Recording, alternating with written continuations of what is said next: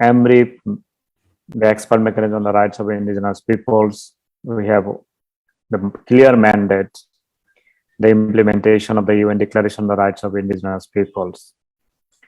It has also provided a mandate that EMRIP will take country engagement process to support the indigenous peoples organizations for their law, policy, developments, and other issues that is much important on the local level recognition for indigenous peoples' rights. So now turning to the point that we are talking about, the theme, the indigenous language and international decade, how we can work or how we can contribute or what we could do. What I like to say in the beginning, that expert mechanisms, according to their mandate, took part in various processes, including conducted study on the indigenous language and culture, education, access to justice, the participation, right to self-determination, land rights, and so on, in line with the UN Declaration on the Rights of Indigenous Peoples. So now the most important part is that after doing this study and adopted by the Human Rights Council, it is also our responsibility as indigenous peoples organizations to contextualize their recommendations at the local level. So the study EMRIP conducted in 2012 is the Indigenous Peoples' Languages and Cultures. That is, if you see the current outcome of this International Language Decade, and it was also the initiative from the EMRIP in the beginning as an outcome, and in different process of the UN system. Then 2019, we had this International Year of Indigenous Language, and then we now have this decade, which is very much important to work on indigenous language preservation, protection. Now the point is that why it's so important for us, because we see these languages are often a central and principal feature of us as indigenous peoples, our identities as collective, as individuals. It provides the unity as well because of the language. So it's also the distinctiveness, the indigenous people's language, the common feature of many indigenous peoples and the global indigenous peoples movement. If we see the movement also rooted the colonization and decolonization processes where indigenous peoples' languages and cultures are severely distracted. In order to exercise our language rights, the most important part is also needing the recognition at the national level. The recognition must come from the political consensus. The political consensus means it is not only among the indigenous people itself, but also the state agencies, mechanisms, and definitely government as the representative of the state. They have the responsibility on that. So now, why this recognition is important? Without the recognitions as indigenous peoples, then our land territory also very much distracted, and also our land territories, self-governance, autonomy system, which are the foundation of our culture, our identity, our language practices, our spiritual activities, that will become under the threat. So when it comes to the recognition, the political recognition, then you have the opportunity to work on the protection or revitalization, preservation our language issues. Now the UN declarations we talk about as an EMRIP, that this is the basis for all actions, including at the legislative and policy level on the protection and promotion of indigenous people's rights, which I was talking about, the language, which is part of our rights. And if you also go through the UN declaration, all actually our rights are interrelated, interconnected. But the main important one is the recognition of the right to self-determination. So this is the basic thing. That's why indigenous peoples movement, indigenous peoples approaches to the member states.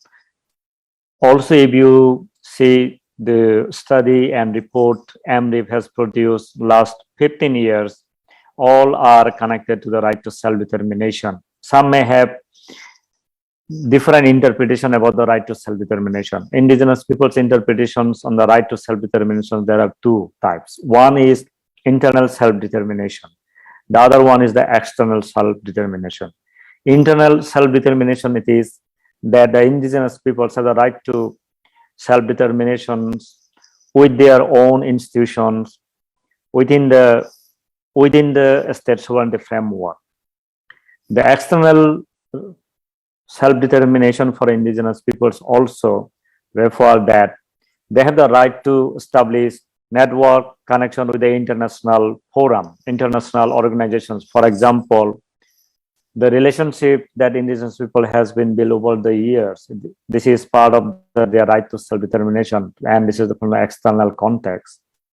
So this is the thing that many of the government, many of the states actually don't clearly understand to all these level of interpretations on the right to self-determination. Now, when we talk about our language rights and also this preservation, revitalization, as I heard, there are you have already discussed about the institutionalization and the recognitions.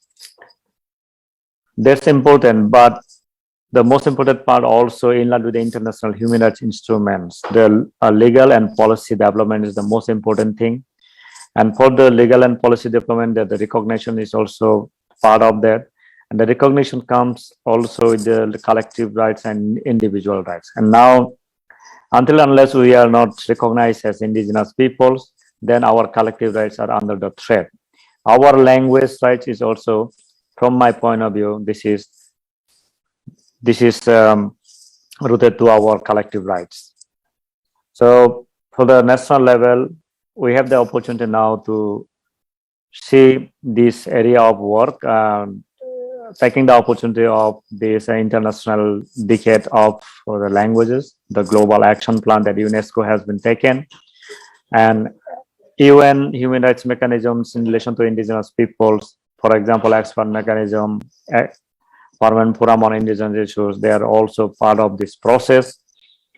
Now, we had in the past, we had this international decade for the indigenous peoples, right, for the partnership building, for the development program. Now, for this one, for for our language, so we need to see how we can best use this plan of action at our national level, at the local level, doing through lobby advocacy and networking activities on the ground, and also the effective engagement and meaningful participation of indigenous peoples. This is the most important part I see that in our process at the grassroots level.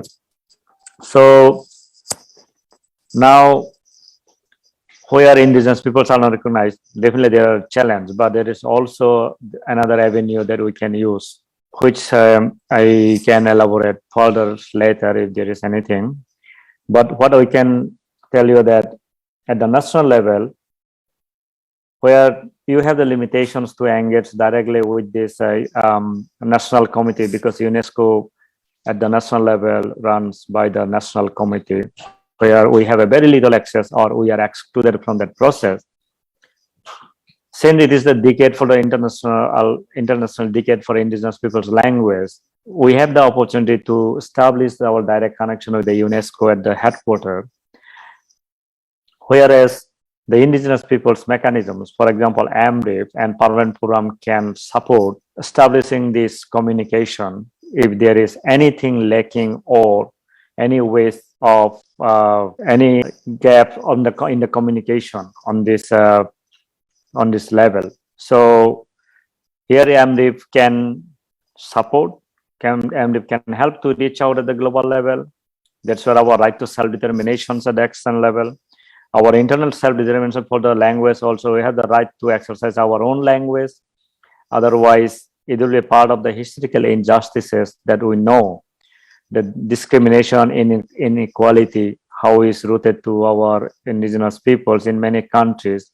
There's destructed their own institutions, their governance, their autonomy. That's practically what we have been observing in our case in Bangladesh as well, that because of this external threat, when I say external threat means that indigenous people's land and territory within the country, they are under the threat of by the dominant society. The dominant society now we see who they are in Bangladesh context, that every day our life are making very critical. So anyway, going back to the language issue, what I will ask to you, the national committee that you have formed, I think it's a good opportunity to establish the connection with the UNESCO headquarters, the contact person, and also see their interpretations in terms of the national level engagement. And also at the same time, you need finance resources to continue this lobby advocacy activity. What I will say also, I suggest that the government, the donors, you have to explore the donors at the national level to support, because this is the international commitment. And now, in order to implement at the national level, they also have the responsibility to support it. That's one of the area that I like to highlight today, that in order to preserve and revitalize our language, the indigenous people language, we need to support the collaborations from not only among the indigenous peoples, but also outsiders, and also from the international corporations, as well as the legal and policy matters, the effective legal policy development, and also the effective and meaningful participation of indigenous peoples, particularly now taking into account and the opportunity for this international language decade. We can argue that our effective participation and meaningful contribution to this field, developing law policy issues, it's important, and because it is our issues, and without our participations, it is useless.